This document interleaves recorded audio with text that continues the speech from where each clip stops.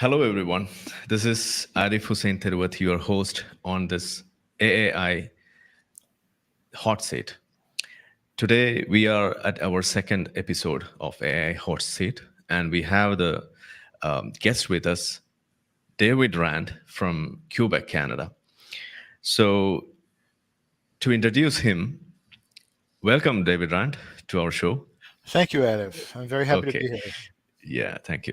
So I'll just there's a lot to introduce about him because as you might have already gone through the intro that we had given on this description itself, he's known for his activism, especially regarding secularism, atheism, and free thought. He is a staunch defender of all these things, and he is the president of AFT, that is Atheist Freethinkers. So let us hear more from him regarding all these things, and especially a particular work that he is known for, that is Stillbirth, the failure of secularism in the English-speaking world. So welcome, David, and I hand over the stage for you to have a little bit about all these things, and we will go on to a discussion mode afterwards. How about that? Okay. Yeah. Thank you very much, Arif. Can I share my presentation? Sure. Please go ahead. Okay. It's, excuse me, it's... I'll just add it. Okay. Okay. Yes, as you indicated, I'm the president of an organization, an atheist organization in Montreal, Quebec, Canada, which supports secularism. Also author of the book Stillbirth. As you may know, Quebec is a French-speaking province in Canada, the only one which is majority French-speaking.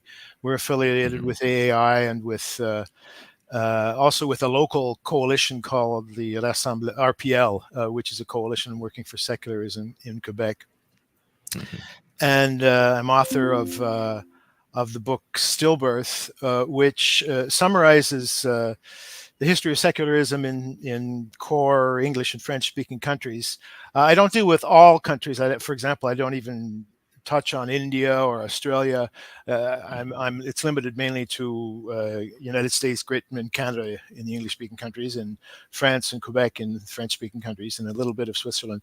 But I compare the pseudo-secularism or the incomplete secularism, which is the rule in the English-speaking countries, Lockean pseudo-secularism. By Lockean, I mean based on the writings of John Locke.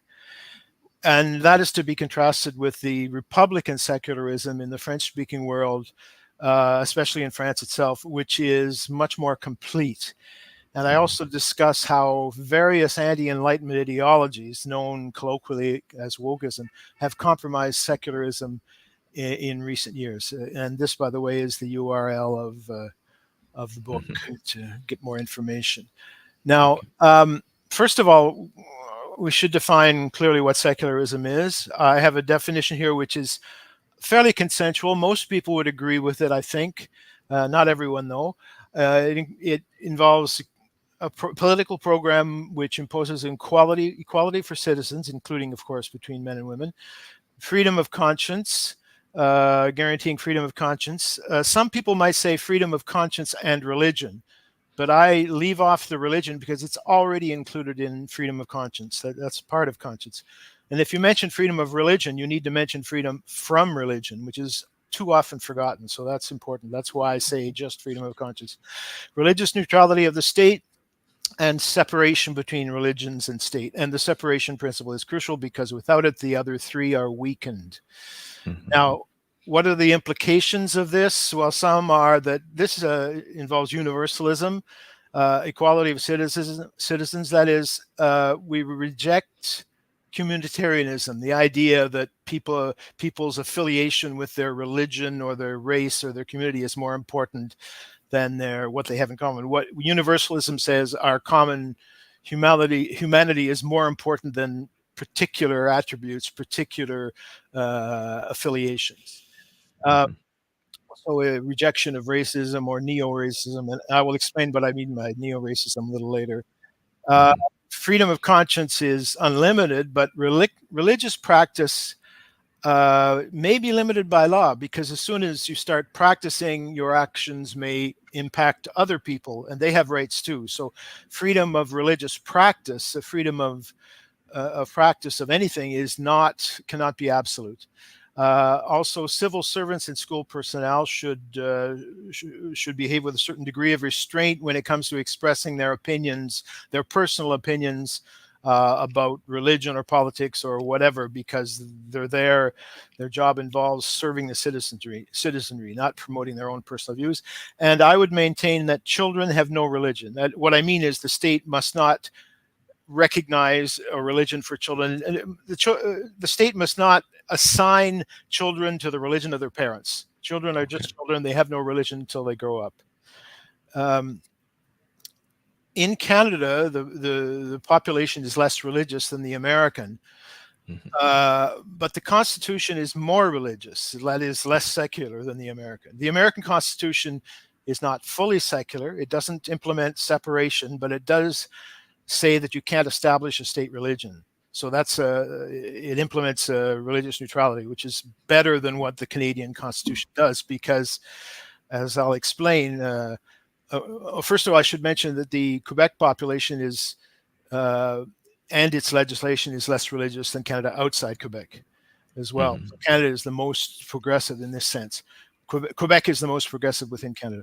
The problem with the Canadian Constitution, among several things, the very beginning, it says that Canada is founded upon principles that recognize the supremacy of God and the rule of law, which is an oxymoron. You can't respect both supremacy of God and the rule of law. And so God is right there at the very beginning of the Canadian Constitution of 1982. So it's not secular at all. Canada has a hate propaganda law in its criminal code, which contains a religious exception, which says that statements which would normally be considered hate propaganda are not, if they're based on a religious text that you believe in. So that means that religious hate propaganda is legal. The religions have impunity, which is a horrific exception. We had a petition to try to have this repealed, and the petition was rejected by the Parliament of Canada with quite dishonestly, in fact. Also, Canada used to have a blasphemy law, fortunately repealed 5 years ago. However, the Canadian Parliament adopted an anti-Islamophobia motion, and we know that Islamophobia is just code for blasphemy against Islam. Fortunately, this is a motion and not a law in the sense, so it doesn't have force of law.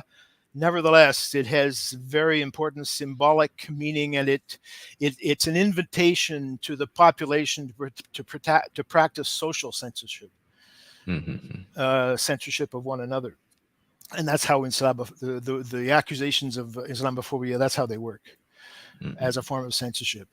Now, Quebec is a little more advanced than the rest of Canada. In 2019, it adopted a secular law called Bill 21. It defines secularism similar to my definition, not exactly the same, puts this definition into the Charter of Human Rights and Freedoms of the province, declares that a person has the right to secular institutions and public services, defines what a religious symbol says, and bans civil servants in positions of authority, including school teachers, from wearing such symbols while on duty.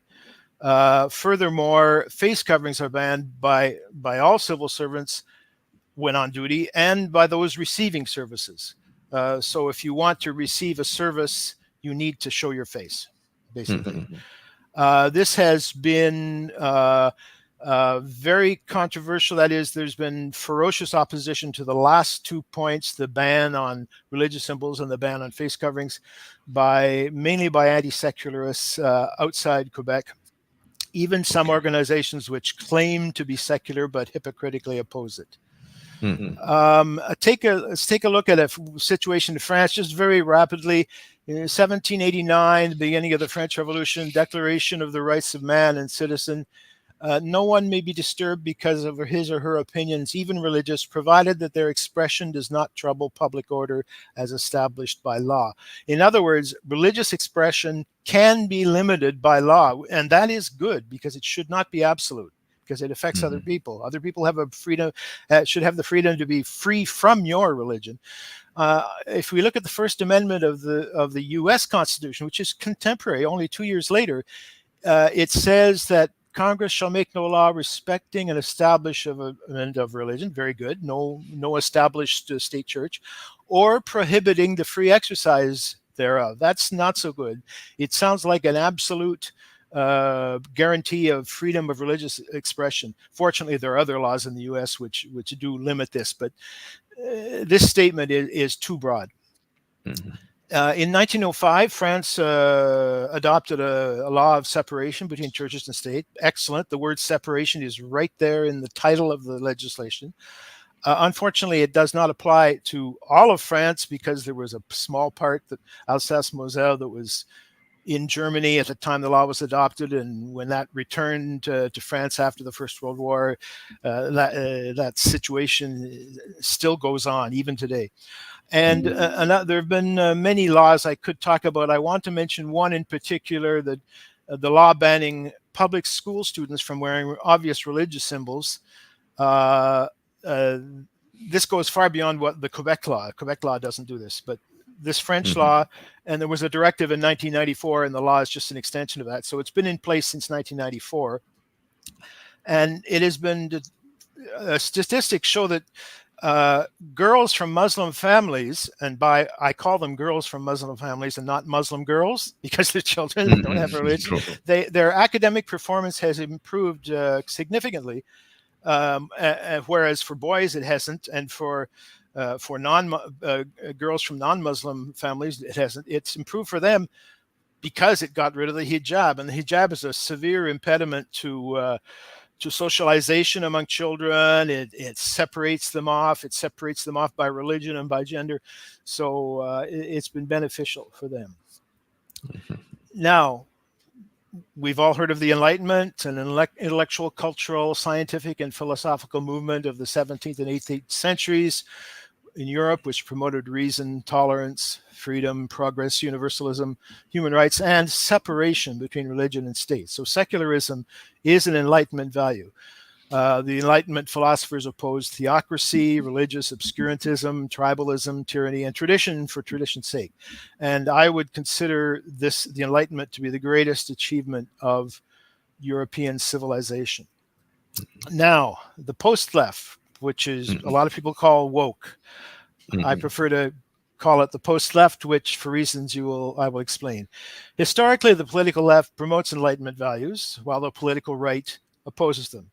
In fact, the words left and right come from the beginning of the French Revolution, when in the Constituent Assembly, the supporters of the revolution sat on the left side of the assembly, and the opponents, the supporters of the monarchy and their church, were on the right side of the Constituent Assembly. That's where left and right come from.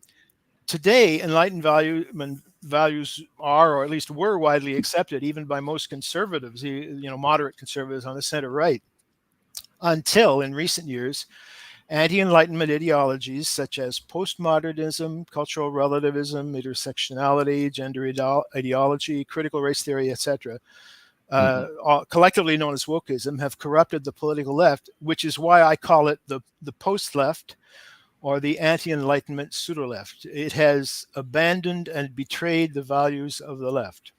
Okay.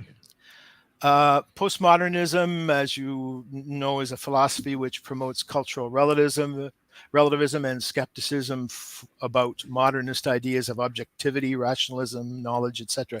And in its most extreme form, postmodernism involves a denial of even the existence of objective reality and objective truth, and categorically rejects Enlightenment principles. It takes cultural relativism to an extreme, asserting that different cultures have different socially constructed realities. So I have my reality, and some African tribe has their reality, and they're both true, which doesn't make a lot of sense. Critical race theory is a part of the post-left mix. It's basically a combination of a form of post-Marxism combined with American anti-racism.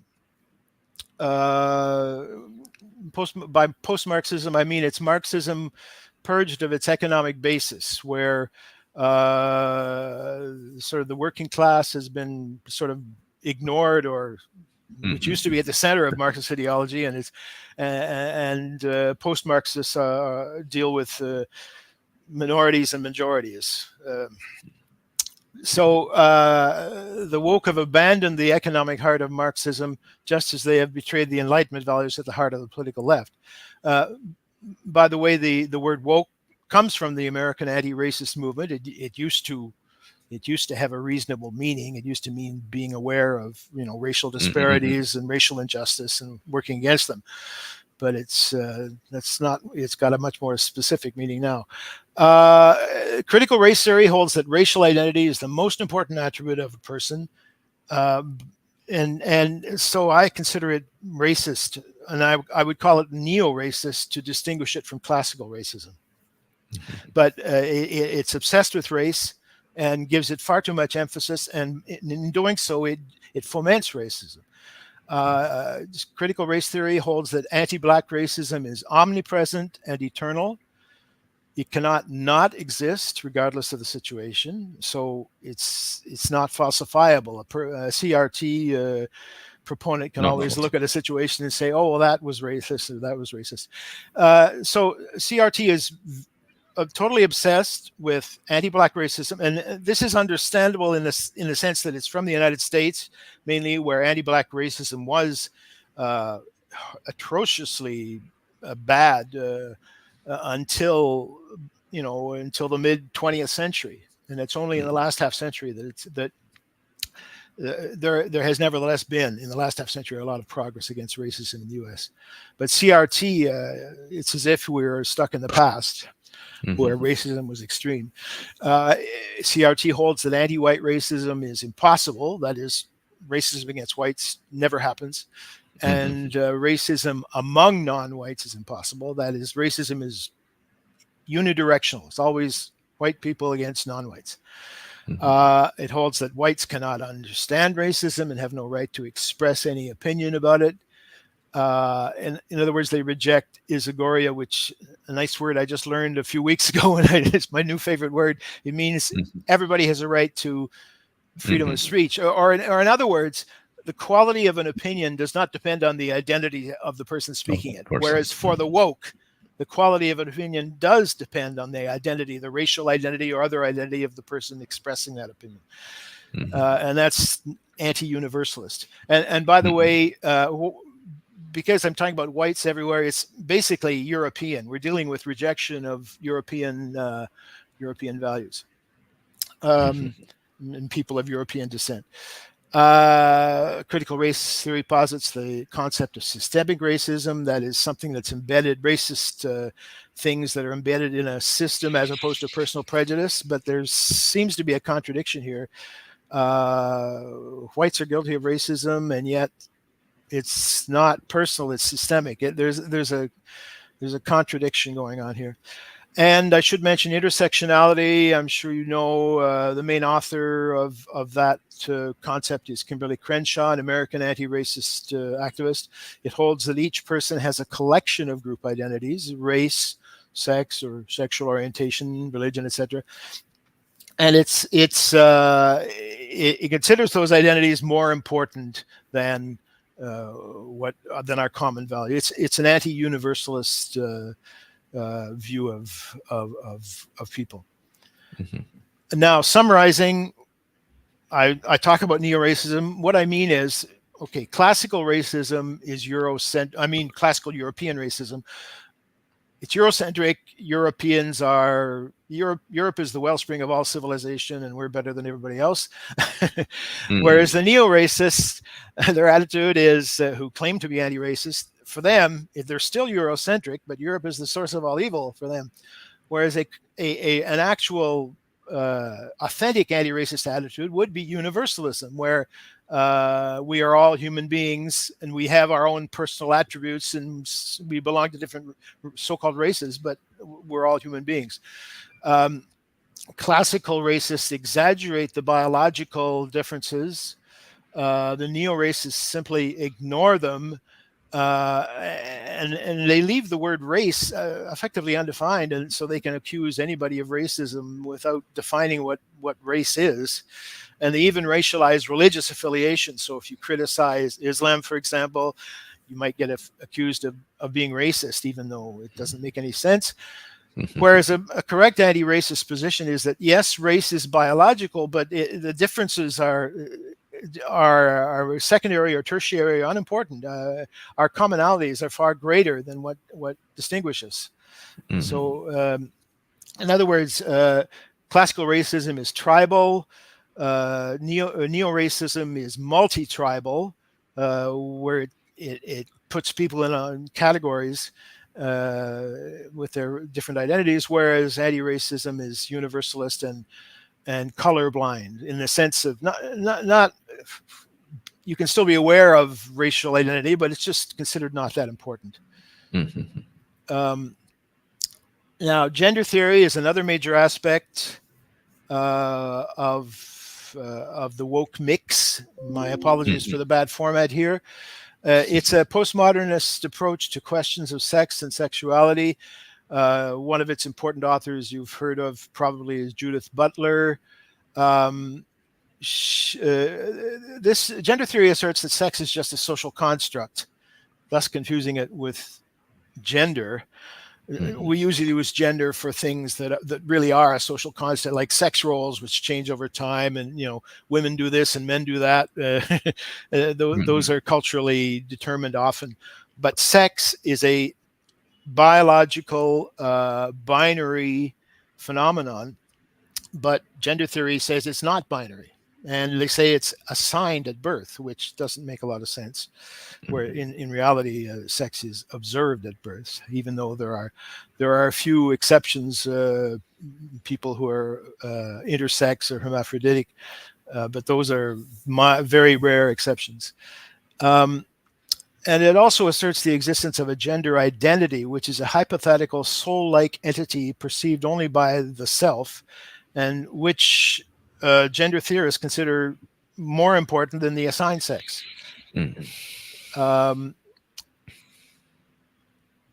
And finally, so-called Islamo-leftism. This is a concept from France, Islamo-gauchisme.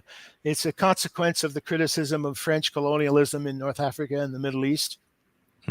It's a degeneration of left-wing policies, as I mentioned before. Giving priority traditionally to class is replaced by defense of minorities, especially Muslims, as if Muslims constituted the new working class, as in Marxist ideology, or the new chosen people, as in Abrahamic mythology, the Abrahamic religions, Judaism, Christianity, and Islam. And Islamo-leftist goes so far as to propose alliances with Islamists. Chris Harman is a British Trotskyist who wrote a fairly well-known paper called "The Prophet and the Proletariat," where he proposes just that Marxists ally with Islamists. So there's an exaggerated complacency towards Islam, a blurring of the distinction between the believer, Muslim, and the religion Islam, and criticism of Islam is falsely conflated with racism. And this attitude is biased towards the most visible, pious, and fundamentalist Muslims because they're the easiest to identify. They're the ones who are most obsessed with their Muslim identity, while they ignore secular Muslims and denigrate ex-Muslims. So the post-left is anti-secular. The conflation of race and religion is the negation of freedom of conscience, because so-called race it's an innate, immutable property, but religion is just an affiliation or an opinion. And if you conflate the two, then religion becomes innate and immutable, and you're locked into the religion you were born in. that negates freedom of conscience. And this is behind the habit of conflating criticism of religion with racism against the adherents of that religion. And it's actually very common, very similar to what Islam does with apostasy. Leaving Islam is a horrific sin in Islam. It's the negation of freedom of conscience. And it's very similar to this post-leftist conflation of race and religion. So among the post-left, there's an obsession with group identity. Each group is seen monolithically. Individuality is downplayed. There's a failure to recognize the possibility of problems within a group, like prejudices within a group. For example, if Muslims have problems, it's often caused by fundamentalist Muslims persecuting less practicing Muslims. And there are problems within groups that have to be taken into account. Mm-hmm. And criticism of colonialism and anti-white sentiment, rather, that is to say anti-European, leads to privileging a so-called non-white religion, Islam, a religion which is perceived as non-white. Mm-hmm. Now, finally, a case study from Quebec illustrating the anti-secular nature of the woke mentality, the post-left mentality. There was a court challenge to Quebec Bill 21 by several individuals and organizations before Quebec Superior Court in late 2020. And by the way, this challenge is still going on in higher courts, and it's not finished. The opposition to the secular law Bill 21 was very woke. For example, there was constant race-religion conflation, equating hijab-wearing Muslim teachers with black teachers in American schools, as if banning a religious symbol among teachers were racist. The religion is not a race, of course. Claim that Bill 21 is like relegating blacks to the back of the bus in pre-civil rights Southern USA. A totally absurd comparison. Thus essentializing religious affiliation as if it were a racial identity, negating freedom of conscience again. There were attempts to discredit pro-secular expert witnesses by saying they are older, white male, heterosexual. In other words, denigrating someone on the basis of their identity and not the quality of their opinion. Typical woke behavior. Denigration of Quebecers. Prejudice against Quebecers within Canada is a recurring theme in Canadian history, and it's currently being used by opponents of Bill 21 because most Quebecers support Bill 21. It's very popular in the population of Quebec, but bigotry against Quebecers, the woke do not recognize that because Quebecers are traditionally white. I mean, there are many non-whites now who have become integrated, of course, but and racism against a white group is simply not recognized by the woke. And two common bad habits of them: the inversion of rhetoric, rebranding privileges as rights. For example, if someone is allowed to push their religion on the job by wearing a religious symbol, that's a privilege. But they say, "Oh, it's my right. It's my right, my freedom of religion to do this." But when a person is at work, it's their job that's more important, especially working in the civil service. Their job is more important than their personal opinions. And the inversion of responsibility, making the state responsible for accommodating religious beliefs and practices. It's not, if the state is not responsible for a woman's decision to wear the hijab, and it's not responsible for the fact that Islam is an extremely misogynistic religion, and many women wear the hijab, certainly not all, because of that. It's the state is not responsible for the misogyny of Islam. It's Islam that's responsible. So it's either the individual believer or their religion which is responsible for any problem. If there's a problem with banning religious symbols. There's my last slide. Okay. Yes. Thank you, David. That was so succinct and so crisp and clear, and you articulated it pretty well. Thank you so much for that wonderful elaboration, which clearly portrays how this secularism is in danger today, especially in the English-speaking countries. And whenever we speak about secularism, usually there comes two parties. One is a party standing with the religion, and another one other than the religion. That could be the government or any other facilities or any other bodies out there. But here you have also clearly included a third party, that is the, as per your terminology, that is the post-left. That's what I see here. So I just wanted to throw some light into some of your words or some statements that you have made here. The first thing is the book that you have written. The title of that book is Stillbirth.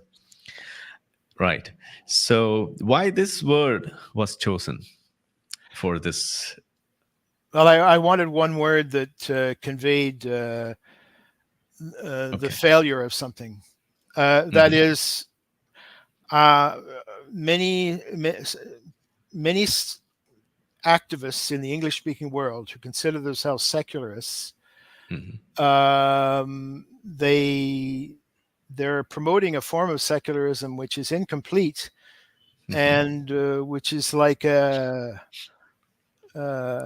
birth. It'll give birth to something that's dead, and not terribly useful. They only go part way, and they oppose those who want to go more completely. Okay.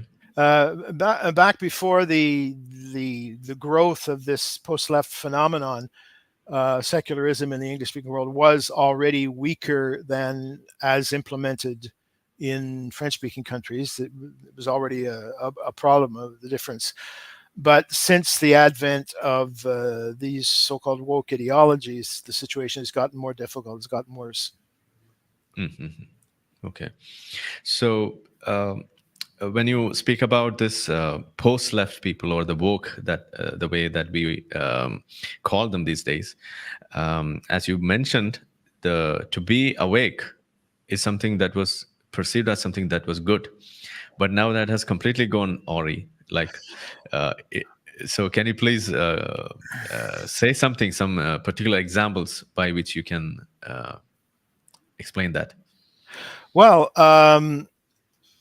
woke used to mean being aware of racial injustice, but now the post-leftists see injustice in so many places where there is none or much less than there used to be, and they fail to see injustice where it really exists.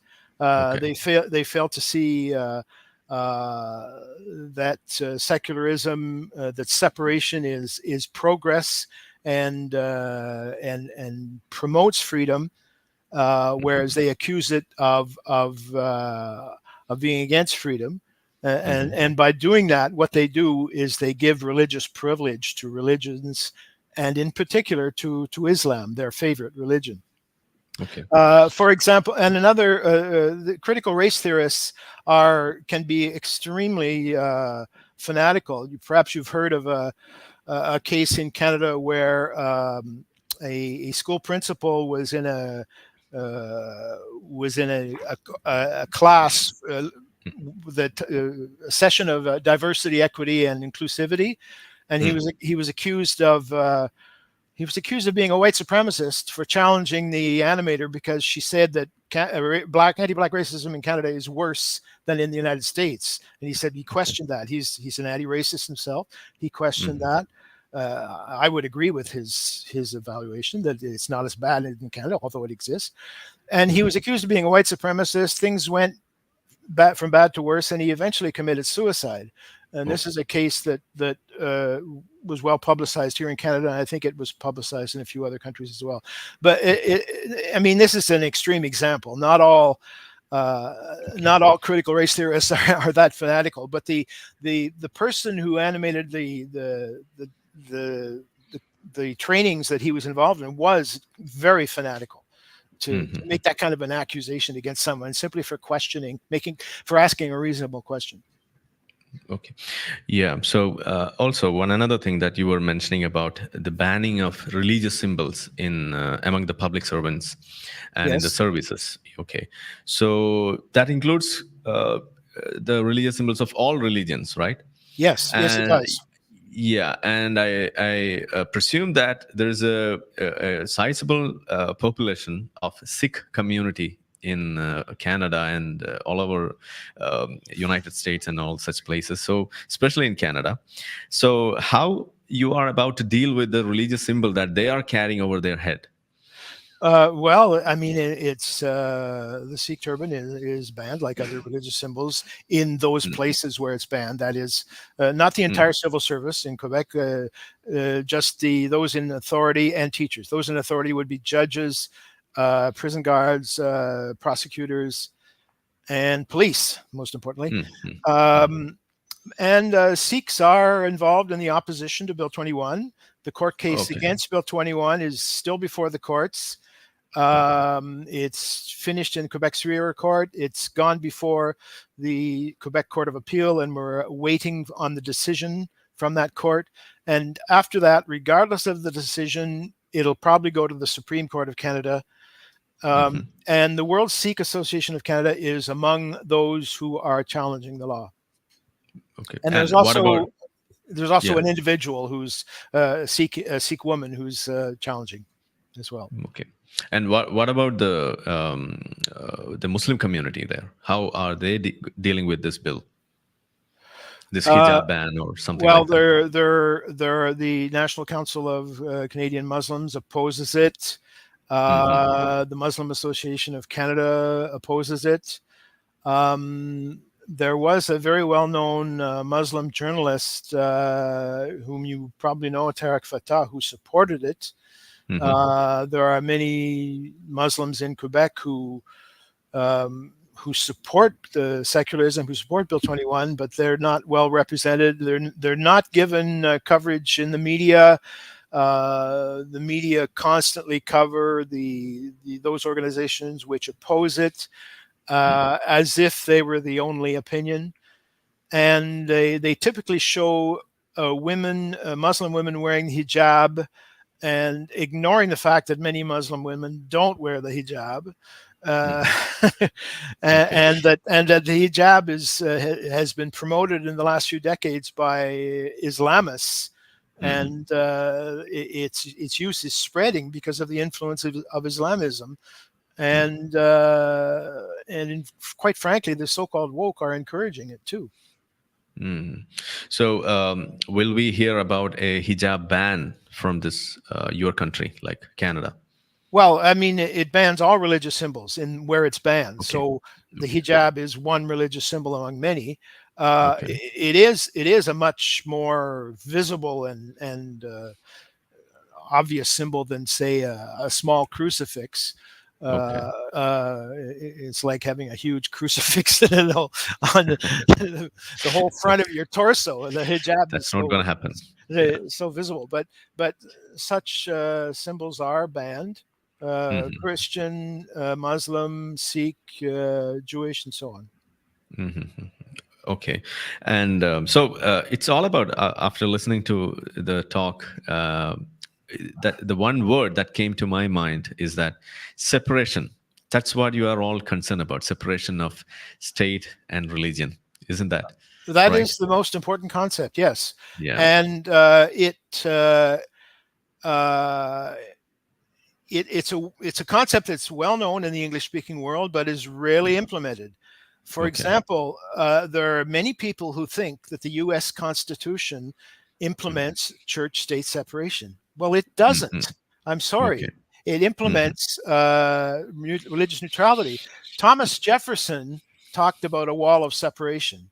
I think he wanted the First Amendment of the U.S. Constitution to be interpreted as separation. That was his desire. He was a separationist, and Mm-hmm. bravo to him for that. But Okay. the law does not state that. And in Canada, as I say, it's worse, and there's no separation at all. Mm-hmm. Um, and of course, Okay. in Great Britain, there's a state religion, so there's total lack of separation. The Anglican Church is the state religion. Okay. So, the whole point of your activism, or the major point of your activism, is on secularism, preserving it or reviving the secularism. So, Reviving it and yeah. criticizing those who oppose it. Okay. So obviously that you might have come across all the threats that it is facing in this world, especially in English-speaking countries. That's what Yes. even your book is about. So Yes. in that case, what are the major threats that you would enumerate one by one? Well, I would say there are two families of threats. There's the Mhm. classic threats from well-established religions, which we Okay. all know: the Catholic Church, Yeah, uh, okay. Protestant Christians, Mhm. especially fundamentalists. There's a lot of moderate Catholics and moderate Protestants who Is it support secularism, but is it in that order of what you are saying? Is it that order, or is there a hierarchy for that? oh, it depends on the country. Okay. In Quebec, In in Canada. Well, in Canada, it's traditionally been Catholicism, which is much stronger than Protestantism within Quebec. But Hmm. the Roman Catholic Church is far weakened. The majority of people, I think, call themselves Catholic, and nobody practically. So, Mm. the Catholic Church is too weak to be a big threat Hmm. in Quebec, but it's a big threat in Poland. It's a Okay. big threat in other European countries. In the United Okay. States, it's evangelical Christians, who are more of a threat than the Catholics.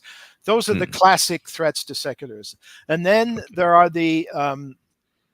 the more modern neo threats, I could call them, and the Mm. so-called post-left or the woke are a major threat to secularism.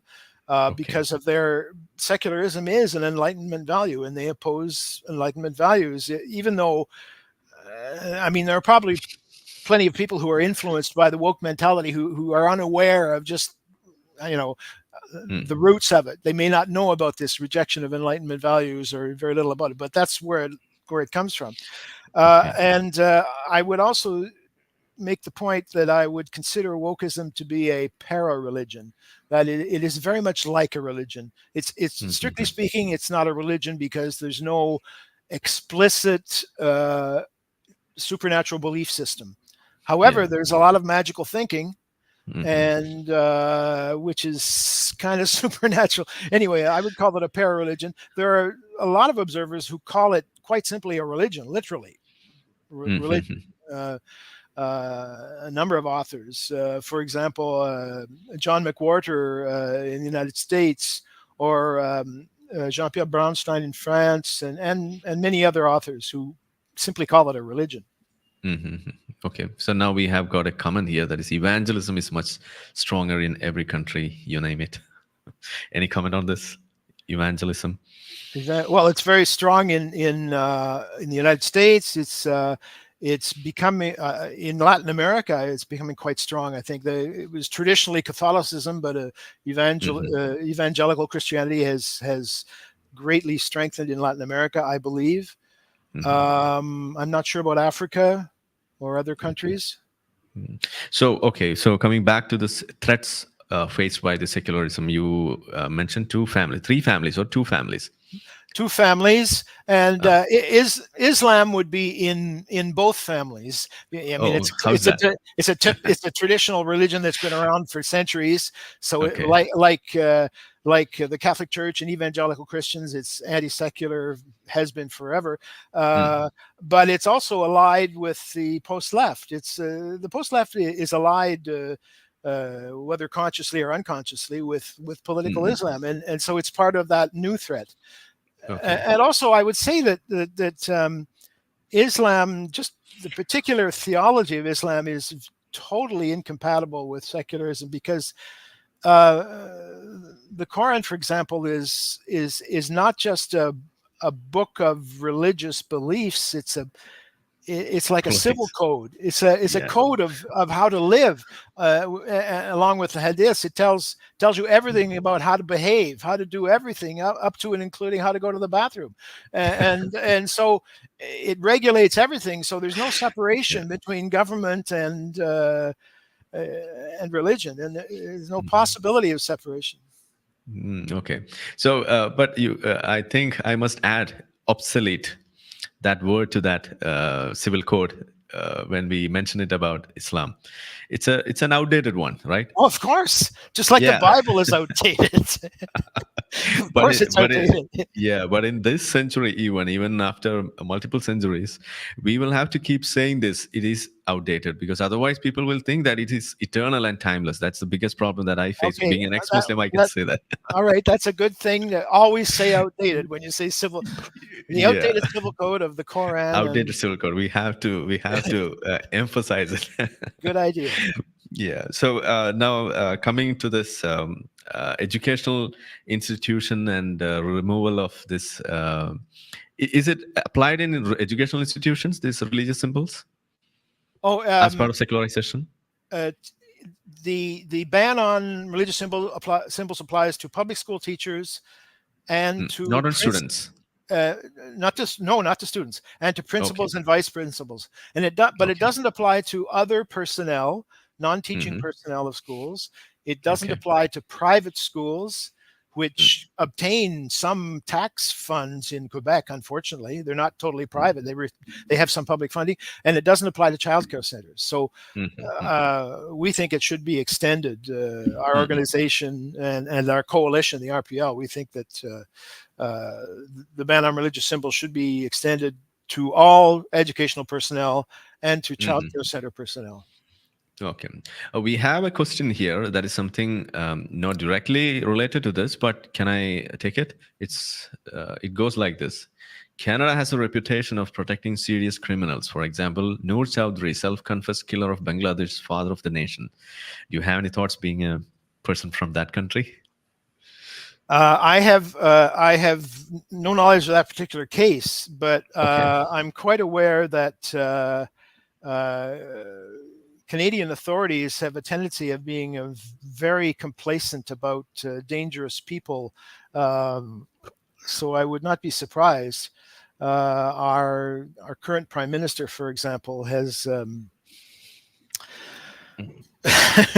has that reputation, and he's not the first. Okay, so rest is assumed. I would assume that.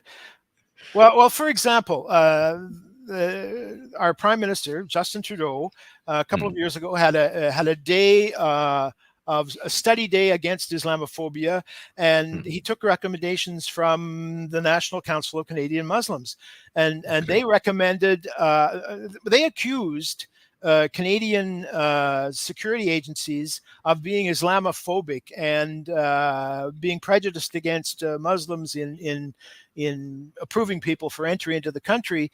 And he listened quite respectfully and sympathetically to these recommendations, that these accusations of Islamophobia against security agencies. Well, in other words, they were trying to coerce these security agencies into relaxing their surveillance and being a lot less cautious. This is a security danger. Okay, so yeah, one point that came to my mind is that we talked about the threats of secularism. Okay, the religion and the threats to post-left and yes. all. Yeah. Yes. So the other aspect of that is in which area, in which aspect of the governance or our public existence is this secularism is in danger, like in security or in education sector or in any other. Which sector is most in danger? Yeah, where the secularism is getting eroded. Well, for one thing, secularism has never been completely attained anywhere. It's been France has gotten the closest to it, but there's always more work to be done. But I should mention that even in France, secularism is threatened, and one could say especially in France, because the Islamists target France because it is a model of secularism. And so if they can weaken secularism in France, they can weaken it across the planet. So, and also secondarily, Quebec. That's why Quebec. That's why everybody hates all these people hate Bill 21, because they want, if they don't want this avant-garde secular legislation to survive in Quebec. So Mm-hmm. secularism is under threat where it's the most advanced. So we need to protect the version of secularism in France. I call it Republican secularism. We could call it French secularism, but I don't want to identify it too much with a particular country, a particular language, or whatever. It's something that can be emulated by everyone, adapted to their own countries. So I call it Republican secularism, and we must defend Republican secularism, which insists on the separation principle above all. Now, which institutions are most under threat? That would depend on the country, the place. For example, the biggest fault, the biggest weakness of Bill 21, I support Bill 21 wholeheartedly, but it doesn't even talk about money. It doesn't end financial privileges for religious institutions, and that's a huge gap. So that is a huge gap that needs to be closed. Cut off the money. That would make an enormous difference. Yeah. Okay. So one final question to you as part of this discussion is that a few words about blasphemy and how this law that existed in your country and you removed it, but with some exceptions or as a movement like this Islamophobia against that. So how you would see this as a threat to secularism, blasphemy laws? Well, blasphemy laws are horrible. Of course, they're a tool of despots. They make no sense. They're based on a belief in an omnipresent, all-powerful God who needs protection against tiny insults from human beings. It makes no sense. And as an atheist, I would say that it's impossible for me to blaspheme because there's no God to insult. So blasphemy is impossible for an atheist like me. But blasphemy laws are extremely dangerous because the concept of blasphemy is extremely poorly defined. And when Canada had a blasphemy law, it didn't even define what blasphemy was, which made the law more dangerous. Fortunately, it was rarely used. Now, the term Islamophobia, in practice, functions as anti-blasphemy, but giving a privilege to one religion, blasphemy against Islam. So in that sense, it's even worse because it privileges one religion over the others, which creates religious tension.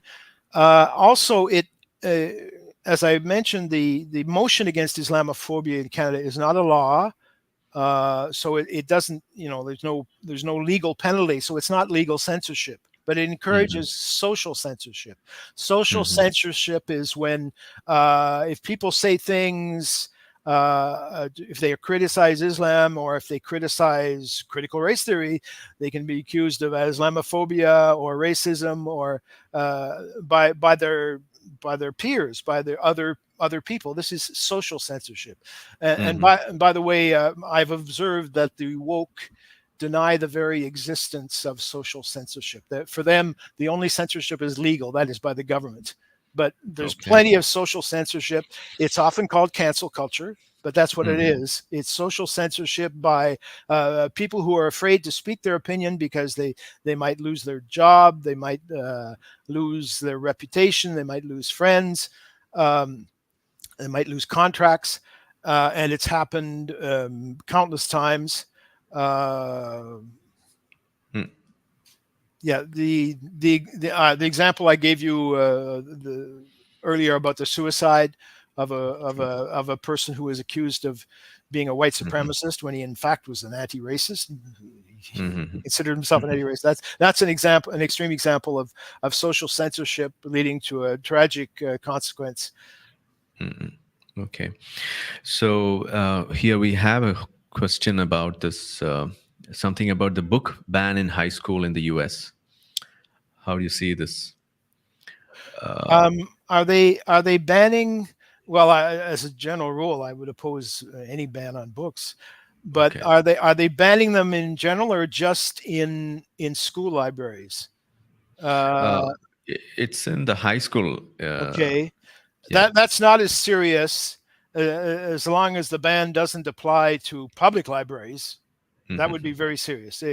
because, well, a school library is a subset. It's, you can, the person can always go to the public library and get the book, but I think it's in relation to gender theory. I think the book ban in high schools.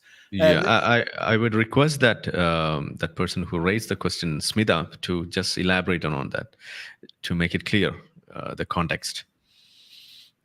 Okay, so we'll wait for that. But before that, one aspect that we were about to miss is about the freedom of conscience. That's the word or the phrase that you used to mention about or replace the freedom of religion. So I think, or I see that as a very important point to be raised or to be discussed, because usually we always talk about freedom of religion and we miss freedom from religion. Exactly. Freedom from religion is just as important as freedom of religion. The criticism of Bill 21 that I would make, even though I support it, the definition, there's one tiny difference between my definition of secularism and the definition in Bill 21. It says freedom of conscience and religion. And as I pointed out, if you're going to mention freedom of religion, you have to mention freedom from religion, or remove it, because it's already covered by freedom of conscience, which includes both of those freedoms, and also freedom of opinion, freedom of political opinion, freedom of thought.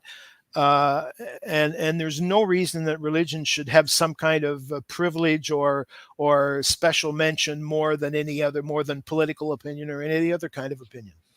Yeah. So in that way, if we look at the removal of the blasphemy laws and while giving an exception for Islam, that means that is creating a loophole for other religions too, to override this secularization. Well, if measures which try to prevent hate speech are very dangerous, like that. There's the danger that they will suppress criticism of religion, and that's specifically the danger with the use of Islamophobia. But yes, other religions can use the same excuse. They can talk about Christianophobia or Hinduphobia or whatever. Jewophobia.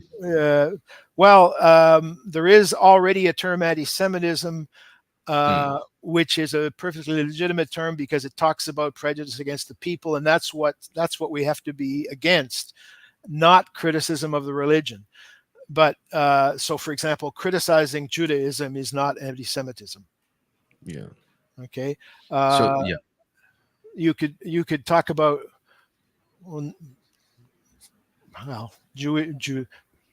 Judeophobia, I guess, but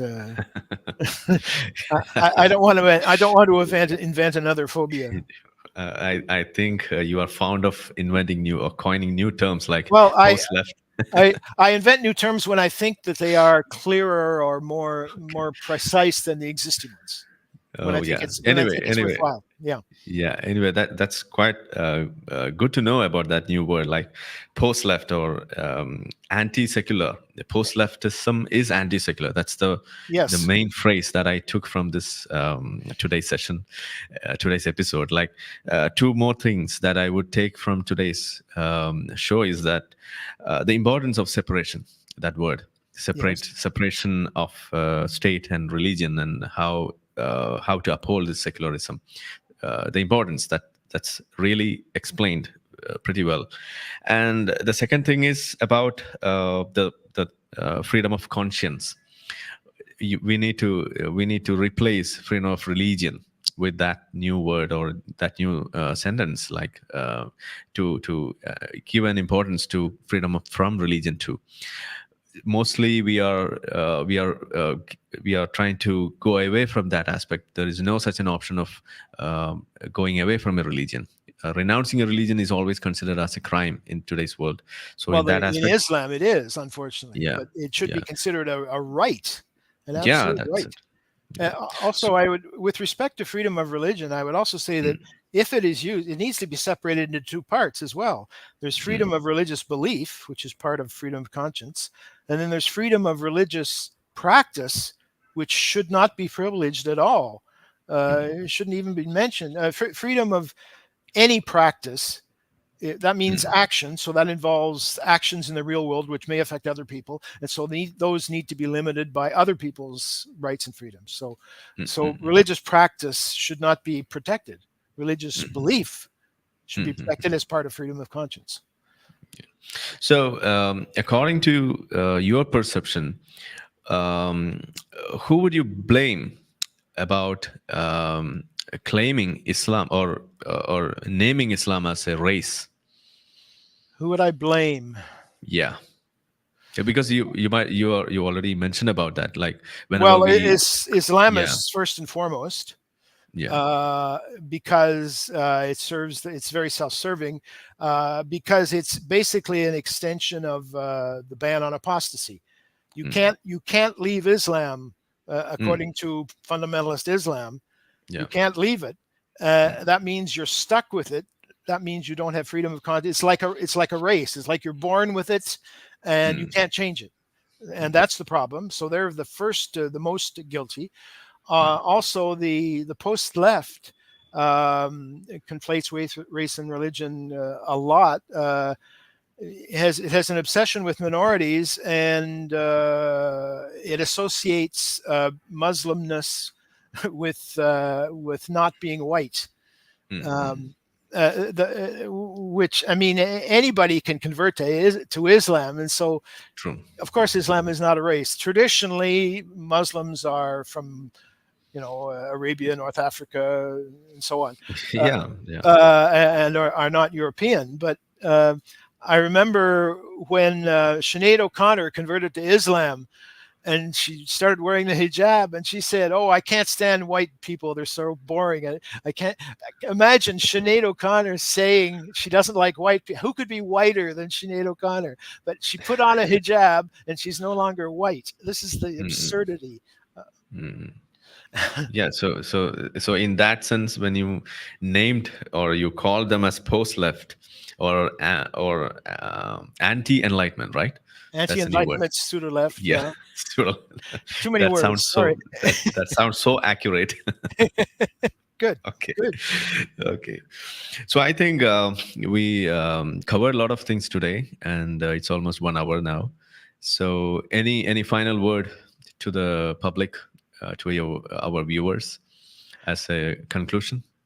My final word is, of course, I must push my book. Please consider buying my book, Stillbirth.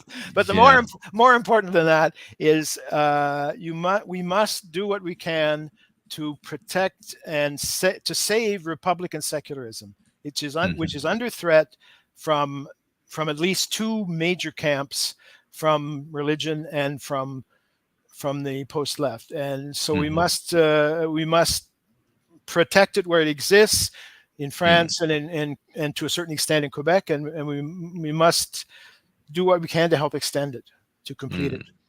Yeah. So this is the book that we were mentioning throughout this session. That is Yes, the that's my book. Stillbirth. Yeah, Yes. Stillbirth, the failure of secularism in the English-speaking world. The most three takeaways that you might experience in this book, that I haven't read it, but after this discussion, what I got is about three main things. That is about secularism, how much important it is, and how it should be in real. Like not the pseudo-secularism or not the incomplete secularism. It should be complete, or the direction should be towards the completeness. That's what we speak about. Yes. I hope so. And the other one aspects are about the threats faced by secularism, and the most important threat. When we speak about them, we cannot live without mentioning about this. The cancel culture and the woke culture, or David have come up with a new terminology for that. That is the post-left or the anti-enlightenment or pseudo-left. These are the new terms. So I think that's worth reading. So if anyone is interested in this, you can find it in this link that is provided here, Or on davidvan.ca. Amazon. Or on Yeah, or Amazon. on Amazon. Yeah. So that will be very much useful for promotion of all these works, atheism, and it's a collective responsibility of all of us to bring more people into this arena, whereby we can hope for a better world tomorrow. Thank you so much, David, for joining Thank with us you today. very much, Arif. It's been a real pleasure. Well, yeah, thank you so much. Thank you. Bye-bye. Bye-bye. So that's the day that we had a wonderful day today. So we will be coming up with new guests as always. I promise about that. So I hope today's session was much useful for you. So keep listening to us. Keep a track of all our episodes. All the previous episodes are uploaded on our channel. You can find there. And thank you so much for joining with us today. Have a great day. Thank you.